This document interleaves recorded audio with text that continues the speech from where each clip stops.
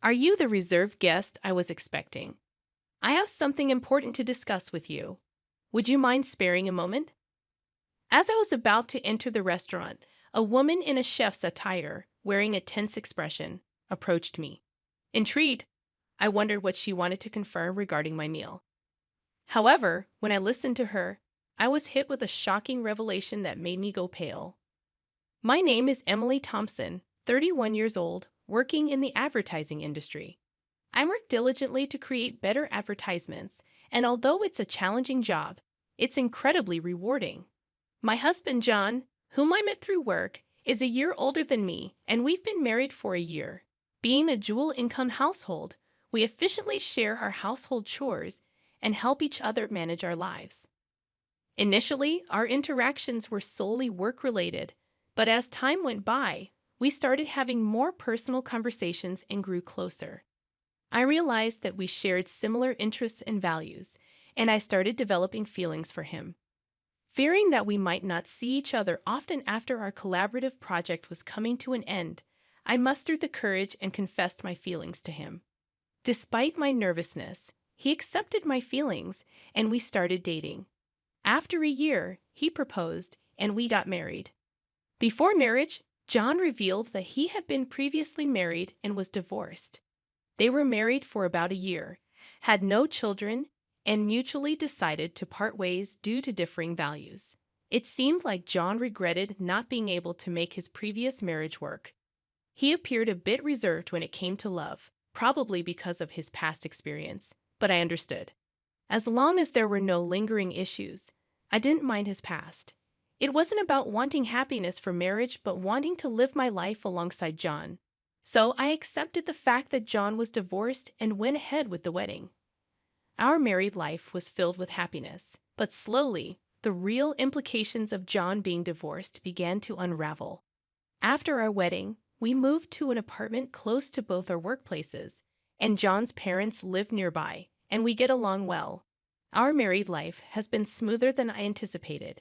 Initially, I had concerns about living so close to my in-laws, fearing potential conflicts, but they were always kind to me. Given our work schedules, John and I hardly have time during the weekdays, but we make the most of our weekends. Living with my husband, due to both of us working, we don't get much leisure time together on weekdays, except for brief conversations at dinner. Therefore, we spend a lot of time together on weekends. We both enjoy eating and often cook dishes we want to try at home. Ideally, dining out would be great. But I have an allergy to fruits from the Rosaceae family, so I can't casually eat out. Even when I think a dish doesn't contain these fruits, they might be used as a hidden ingredient, making it tedious to constantly check with restaurants. Even a slight touch causes my skin to turn red and swell. I feel bad asking about ingredients at restaurants and have developed an aversion to dining out due to this. I developed this allergy as an adult, and initially, I was taken aback since I hadn't expected it. I recall a time when I ate a lot of strawberries, and my mouth swelled up, making it difficult to breathe. I used to eat fruits frequently, and after getting tested at the hospital, I was devastated to find out about my Rosaceae fruit allergy. Discovering that I could no longer eat favorites like strawberries, apples, pears, and peaches saddened me. I'd had reactions after eating food I thought was safe, only to find out they contained allergens, which further discouraged me from dining out. This made me apprehensive about buying ready-made meals or snacks, adding a bit of stress to my life. Perhaps due to the initial severe allergic reaction and the sadness of not being able to eat my favorite fruits, I became overly cautious about checking ingredients during meals with my husband. While we were dating, my constant checks made me feel apologetic. However, I can't feel at ease without thorough confirmation, and without it, I can't fully enjoy meals. Still, we love eating. My husband and I would select ingredients and enjoy cooking together, a routine that helped reduce my excessive worries. Fortunately, both my husband and his parents understood my allergies, easing the mental burden I felt after getting married, especially my mother-in-law, who had a deep understanding of allergies due to her father's severe wheat allergy. Wheat is commonly used in many products, and even a little bit affected him. Allergies can be lethal, so we were very careful. She explained that she researched my allergy and always ensured that meals were safe for me when we dined at her place or went out. She took extra precautions, allowing me to enjoy meals without worries. You shouldn't have to be scared during meals. I'll make sure everything is safe for you, she told me, which almost moved me to tears. I have a great relationship with my in-laws, especially my mother-in-law, who treats me like her own daughter. We'd often go out together, and my husband and his parents are wonderful people. The concerns I initially had about my allergies have vanished. One day, a project I proposed at work was successful, earning me a promotion, which I excitedly shared with my family. They were all thrilled, especially my mother-in-law. While spending time with her, she invited me to celebrate at an upscale restaurant. That's a very fancy place, isn't it? I can't let you do that, I hesitated. The restaurant was in a luxurious hotel nearby, which I had always dreamt of visiting since my student days. However, it was truly upscale, and I felt it was too extravagant even for a celebration. You don't have to hold back. This is such a joyous occasion. Let me treat you, she insisted, genuinely happy about my promotion. Her sentiment warmed my heart, but I had reservations. I remembered visiting the restaurant's website before my allergy developed and dreaming of tasting their fruit-filled tart someday. The restaurant often uses fruits from the Rosacea family. While I appreciate my mother-in-law's kindness, besides the issue of the restaurant being upscale, I'm hesitant because they frequently use fruits from the Rosacea family, to which I'm allergic. Whenever I dined out with my mother-in-law in the past, we informed the restaurant of my allergy beforehand. But each time, I felt guilty asking them to accommodate my dietary restrictions. So, we often chose restaurants that seldom use my allergenic foods. I worry that even if we inform this restaurant about my allergy, it might inconvenience them due to their frequent use of fruits. Of course, dishes without these fruits are safe for me, and I'm tempted to try them. However, considering the kitchen likely processes these fruits as well, the risk scares me. In the end, I decided to decline the offer because of my concerns about an allergic reaction. Still, my mother-in-law was keen on the idea. I'll inform them about the allergy when I make the reservation. Don't worry. I also have a connection there, so they'll take good care of us. I was surprised to hear that she had connection to the restaurant, given that neither she nor my husband had ever mentioned it. However, I assumed it wasn't something she boasted about. Considering my mother-in-law's enthusiasm and my genuine interest in the restaurant's cuisine, we decided to have lunch there together. Given that it was a suggestion from my mother-in-law, who had always been considerate of my allergies, I felt relieved, thinking there was nothing for me to worry about. When I told my husband about this, he was surprised to hear that his mother had connections at the restaurant. He'd also mentioned that the restaurant sometimes serves fruit, and he appreciated their consideration for allergies. When I shared with my husband that my mother-in-law had informed the restaurant about my allergies during the reservation, and that they would take precautions, he seemed relieved. It's a celebration of your promotion, right? Make sure to enjoy yourself, he said with a laugh. Initially, I declined because of my allergies, but I had always admired the restaurant, so I was excited about dining there on the day I had been eagerly waiting for. Since it was a weekday, I took a half day off after finishing my morning work. I planned to head straight to the restaurant. Being a high-end place, I chose a more formal outfit than usual and paid extra attention to my appearance. When going to work, colleagues noticed my attire and asked about my plans. When I told them about the meal, they wished me a good time before I left the office excitedly. As I entered the hotel entrance, my mother-in-law was already there. The two of us headed to the restaurant on the first floor, and since we had a reservation, we were immediately escorted to our table. Our reservation was for 1:00 p.m., but due to the busy lunchtime, we were informed that the serving might be a bit delayed. Understanding the popularity of the high-end restaurant, I decided to order just drinks for the time being and wait patiently. Having already finished work and being encouraged by my mother-in-law, I ordered champagne. We enjoyed our conversation while waiting for our meal. Though I've had champagne before, the one I had that day tasted the best.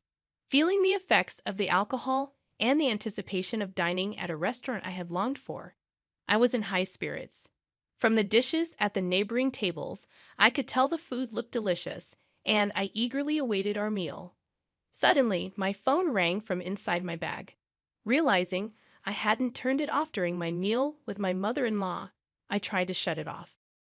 Seeing the incoming call was from work, I sobered up immediately, worried that there might be a problem. I excused myself from my mother-in-law and stepped out of the restaurant to take the call, ensuring no one was around in case of sensitive information. The call was regarding a document I had submitted earlier that day. My colleague urgently needed clarification. Relieved that it wasn't because of an error on my part, I answered their questions and wrapped up the call in about 5 minutes. As I was about to turn off my phone to go back and enjoy my meal, an unfamiliar woman approached me. "Excuse me, you're the customer who made a reservation for today's meal at the restaurant, right?" The woman was dressed as a chef, presumably from the restaurant's kitchen. She looked rushed and a bit out of breath with a concerned expression. I wondered why she would come out during such a busy time. I was puzzled, but when she said she needed to confirm something, I answered her questions. Her face went pale, and she urgently told me to leave the hotel immediately. "It's dangerous to go back to the restaurant now. Please leave the hotel and ensure your safety immediately." Suspicious of the woman's intense demeanor, I asked for clarification. Once I grasped the situation, I felt the blood drain from my face. I quickly hopped into a taxi waiting in front of the hotel and headed home. That evening, my mother-in-law called. When I picked up, she was furious about me leaving her at the hotel and returning home without saying anything, causing embarrassment. Since she had reserved a special course, you had everything set up to celebrate, and you just leave without a word. Don't you know basic manners? What kind of upbringing did you have? She was angry in a way I had never seen from my mother-in-law before, and she started to berate me. I had always thought of my mother-in-law as a kind and gentle person, but there was no trace of that now. I believed that the kind mother-in-law I had known would be upset if I left without saying anything, but would also be concerned about whether something had happened to me. However, she was furiously yelling with such intensity that I began to believe the rumors about her were true. As I remained silent, she continued to berate me further, complaining even about my parents and how they raised me. "You've been silent this whole time. Don't you realize you've done something wrong? You're not fit to be my son's wife." After a long tirade, she finally seemed to calm down a bit. I then quietly posed a question to her. "You told me that you informed the restaurant about my allergies when you made the reservation today, and I could relax, right? But the restaurant wasn't aware of my allergies. So what happened? In fact, the meal today had ingredients that I was allergic to, not only in the dessert but also in the main courses. The allergenic ingredients were used in marinades and sauces, which weren't apparent from just looking." The woman who approached me earlier had taken the reservation call from my mother-in-law, and she said that no mention of my allergies had been made. However, she noticed the allergy badge on my bag and came to check just in case. Being the chef responsible for our meal that day, she immediately noticed the inclusion of the allergenic ingredients. If she hadn't informed me, I would have unknowingly consumed the food with allergens, which would have resulted in a severe allergic reaction. Initially, I doubted that my mother-in-law would purposely make me consume allergens, but considering the woman took time out of her busy schedule to inform me, I quickly believed her. Furthermore, this woman knew about my mother-in-law's true nature, and she deduced my situation, advising me to leave immediately and ensure I went somewhere my mother-in-law would follow. The reason she knew my mother-in-law was that she was my husband's ex-wife, now working under her maiden name, Kate Young. Seeing me with my mother-in-law, she realized I was the new wife and decided to help me out. She assumed I was the new wife because she believed that my mother-in-law wouldn't have female friends, especially someone of a similar age, after getting married to my husband. The ex-wife lived with his parents and was subjected to significant mistreatment by my mother-in-law before they married. She, like me, thought the mother-in-law was gentle and kind, which left her quite baffled once they started living together. When my husband or father-in-law wasn't around, the ex-wife faced continuous criticism for her housework and was always subjected to snide remarks. Being a full-time housewife, she had no escape despite her culinary skills, honed from attending a professional cooking school. The mother-in-law still found faults with her dishes, even discarding them at times. She considered discussing this with her husband. But the mother-in-law was adept at concealing her true nature, especially around him. Feeling her complaints would fall on deaf ears, the ex-wife aimed to gather evidence. However, as she had recently become a full-time housewife, she lacked funds and was almost constantly under the watchful eye of the mother-in-law. Unable to gather proof and without anyone to confide in, she felt trapped in this life, so she fled in the form of a divorce. Despite never having worked before, she utilized her culinary license to seek employment and was lucky to land a job at the restaurant. She worked diligently, and over time, the memories of her mistreatment faded, and she began to enjoy her work. After a few years, as she matured into a full-fledged chef, for some reason, my mother-in-law discovered she worked there and started frequenting the restaurant. Upon realizing her ex-daughter-in-law was there, she discreetly threatened her for discounts while she declined absurd demands. Past traumas influenced her to yield to some, and the connection my mother-in-law spoke of referred to the ex-wife. When I questioned why she hadn't communicated my allergies to the restaurant, my mother-in-law feigned ignorance. "I knew about your allergies, so I must have told them." "Maybe it's the staff's oversight," she countered defensively, placing the blame on the restaurant staff. Given that the reservation call was handled by the ex-wife, it's probable that my mother-in-law deliberately didn't mention the allergies, intending to pin the blame on the restaurant. However, I was already onto her game, considering the restaurant's stringent guidelines on allergies. If informed, they'd have accommodated my dietary needs. Moreover, they record calls for dispute resolutions, so it would be easy to verify who was at fault. When confronted with this, my mother-in-law, not anticipating recorded evidence, fell silent. I pressed on. "You've always been cautious about my allergies. Why did you not mention them this time?" Until now, my mother-in-law was well aware of the dangers of allergies and always showed concern, so I never imagined she'd do something like this. She knew that by doing this, it wouldn't end well for me, given that we had a good relationship until now. I was curious why she acted this way and sought an explanation. After a brief silence, she shouted defiantly, "I despise you. You outshine me. You deserve some pain." She was envious since I received praise at work and was more liked in the neighborhood than her. She arrogantly claimed that even if I spoke out, no one would believe me. If it weren't for this incident, I wouldn't have believed she was capable of such actions. Thus, I had collected evidence to reveal her true nature and confronted her with it. Everyone would believe me. My parents and my husband, John, are here, listening to everything. Plus, this conversation is being recorded. Everyone present had heard her berate me and her intentions to purposely expose me to allergens. In fact, after leaving the restaurant, I immediately went to my parents' house and had John join us. I had informed them of the situation, and we were discussing our next steps when she called. So I swiftly switched the call to speaker and started recording it for evidence. As a result, we had her incriminating statements on tape. She was taken aback by my revelation and asked in a shaky voice, "Wait, is John there with you?" She never expected her son to find out and asked in a trembling voice. In response, her son, who had been silent and emotionless, gathering evidence, spoke up. "I heard everything. I can't believe you do something like this, Mom," he said in a suppressed, angry tone. She hastily began making excuses. "It wasn't like that. I didn't mean..." Her desperate attempt seemed insincere, especially after her earlier outburst. His anger was evident as he shouted, not only towards Kate but also towards Emily. "I don't even want to think of you as my mother anymore. We're cutting ties." Given the true nature of the mother he had trusted, John was beyond furious.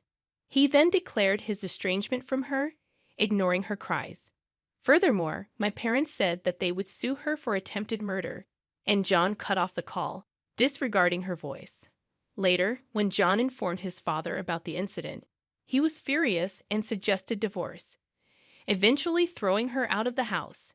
With no relatives to rely on, no income, and being a housewife, she clung desperately, pleading and crying. Her husband, feeling a final bit of pity, put her in a basic apartment, paid the first month's rent, and told her to find work so she could support herself.